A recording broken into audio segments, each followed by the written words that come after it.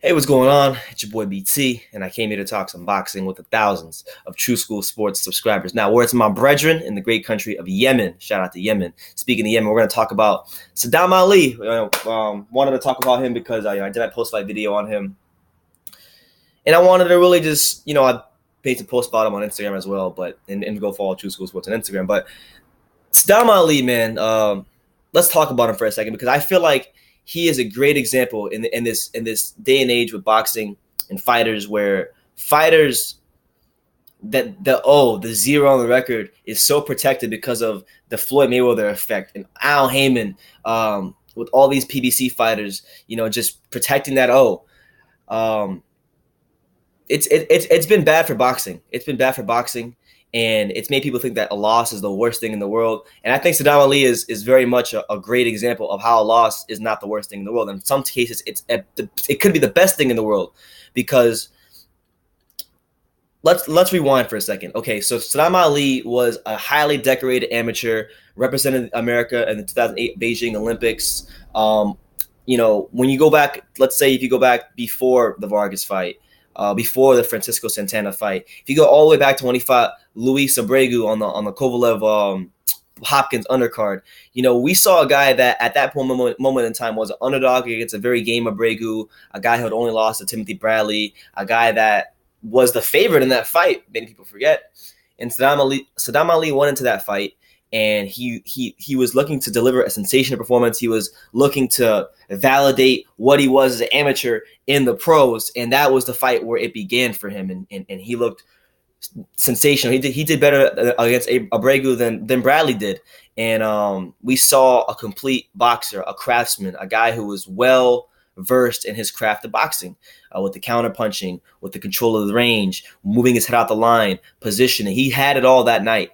And then, he built himself up with another good win against Francisco Santana. Then he had the big title fight against Jesse Vargas. He gets stopped against Jesse Vargas, a guy who was not known for being a big puncher, but gets stopped brutally. Gets knocked down multiple times by Jesse Vargas, loses. At that point in time, he looked at as damaged goods. Many people in the boxing world are not talking about Saddam Ali. And then he gets cherry picked for a fight with Miguel Cotto. Miguel Cotto picked him. Let's not get it twisted. Miguel Cotto didn't pick him because he thought he'd be this great fighter. Miguel Cotto picked Saddam Ali because that he thought it'd be an easy opponent. It'd be an easy win. Type of guy to look good against. A guy who's a good fighter, but not too good. That's what he was deemed as going into the fight.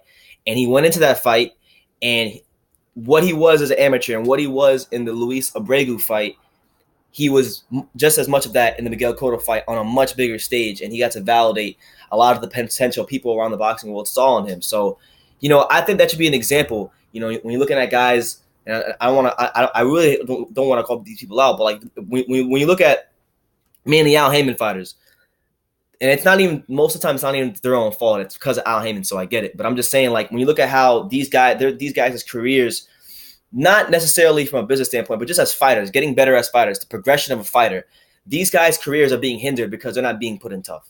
And I'm not saying they got to fight kill after kill after killer, but I'm saying they're not being put in enough tough fights to where they can actually learn. They can get better at their craft. And that's what Saddam Ali has over these guys. Saddam Ali has the fact that he's gone through some adversity. Saddam Ali has the fact that he's been put in there tough. Abregu was tough. Francisco Santana was a solid fighter. Jesse Vargas, a good fighter. Cotto, Hall of Famer. He's been in there with good fighters. So if Saddam Ali were to say tomorrow, I'm going to vacate the 154-pound title and I'm going back down to welterweight, there's many welterweights that I could see him beating. I really could, just because of the speed and the attributes he has, in his skill set. But aside from that, it's the intangible things, the experience he's gotten that will get him W's over a good number of top welterweights. So, yeah, man, just all you fighters out there, because I know fighters. I don't know who watches my videos. I'm not gonna name drop any names, but like I know fighters watch these videos sometimes, and I just think it's a good example, man, of a guy who, or a loss didn't break him. And it really goes to show you, like, when you do lose a fight, it's not necessarily that you lost, it's how you respond to the loss, how you perform in your next big opportunity. And Saddam Ali got a huge opportunity, about as big as it gets for a New York fighter, to fight on the headlining show of a Miguel Cotto card in the main event at Madison Square Garden, sold out. That's about as big as it gets.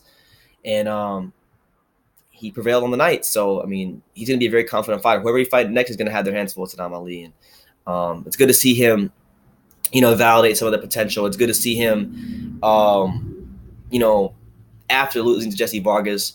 A lot of people wasn't checking for him. I'll even admit it. I really wasn't even checking for him that much, but he showed that he was a great. He showed that he was a great fighter on the night, and I think he's going to do some good things in boxing. So let me know what you guys think about Sadam Ali and just what I said about losses and just fighters in general, not even just Haymon fighters, but fighters in general who get ultra protected, don't get put in tough, and it really hinders their career. I think he's a great example of how a loss can be good for you. So let me know what you guys think in the comments down below. Take the time to subscribe. Follow True School Sports on Instagram at True School Sports. My name is Brendan Taylor, and like I say in every video, you can love me or you can hate me, but I'm just a kid from Daniel. So until next time, take care, guys.